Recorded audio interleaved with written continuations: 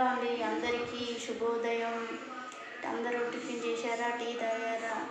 ఈరోజు ముక్కోటి ఏకాదశి కదండి. నేనైతే పూజ చేసుకున్నాను. పొద్దున్నే 4 గంటలకు లేచి ఇల్లు వాకిళ్ళు తూడ్చుకొని ఇంటి ముందర ముగ్గు వేసుకొని పిల్లలకి వంట చేసి స్కూల్కి పంపించాను. ఇక నేను దేవుడికి నైవేద్యం పెట్టి దీపం ముట్టించాను.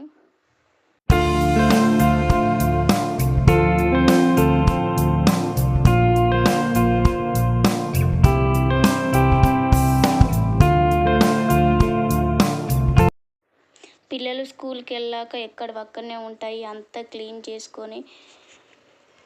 చూడండి, ఫ్రూట్స్ నానబెట్టాను. నిన్న మార్నింగ్ నానబెట్టాను, నైటు ఇలా క్లాత్లో వేసి పెట్టాను.